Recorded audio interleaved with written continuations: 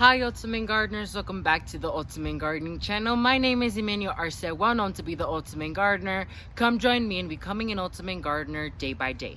So in today's exciting sprouting video, I'm giving you guys an update video as promised on the potato mint I grew in my Smart Pots Black Junior raised bed. I was so fascinated to see how these plants got bigger and bigger day by day and eventually even bloomed, which I was completely in shock because I did not know that these plants bloomed such a beautiful color and that they attract pollinators like crazy. My garden right now is filled with pollinators, especially in that area, and that's why I had to back up the camera a little bit because I don't want to get stinged, but I also don't want to bother them from doing their job. And so I want to give you guys a step-by-step tutorial and guide on what I did on growing these beautiful plants and what you should expect in the future. So let's go ahead and move into topic number one, is how I did to keep these plants alive. So coming into our first topic is discussing about what did I do to keep these plants alive. Well, it's super easy to answer that question. I did not do barely anything to keep these plants alive. Like I mentioned in the video I did prior to this one, the first video I did on potato mint, I discussed that these plants are one of the easiest plants to grow and one of the most low maintenance plants I have grown yet in my garden. And so I went ahead and I did these following steps to keep my plants alive. Number one, when they were recently planted, I watered them one time every week so they could have some type of supply of water so they could stay hydrated throughout that week.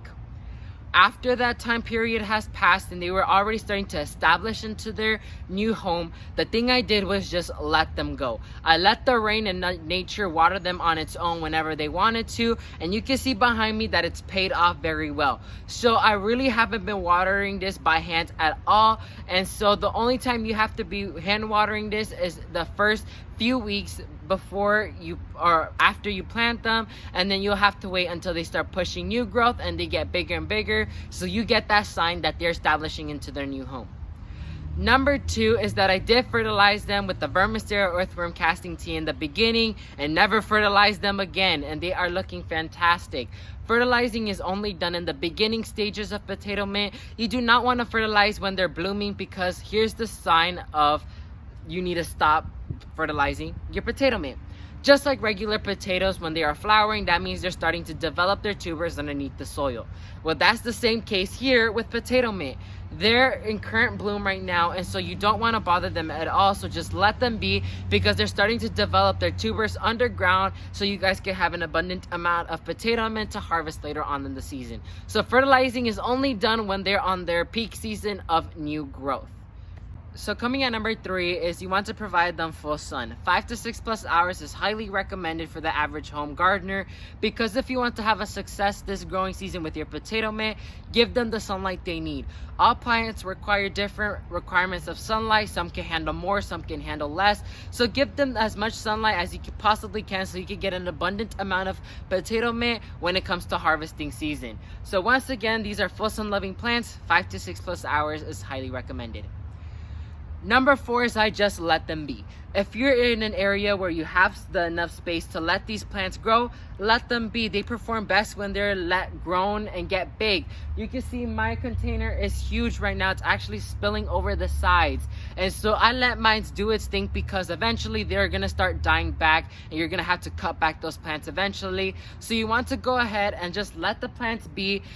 In this Smart Pots container, I planted 6 plants in total, but if you only have space for one, do one. Only grow where you're able to grow. Don't bite off more than you could chew, which is something I always go buy off. So this is an amazing space for 6 plants.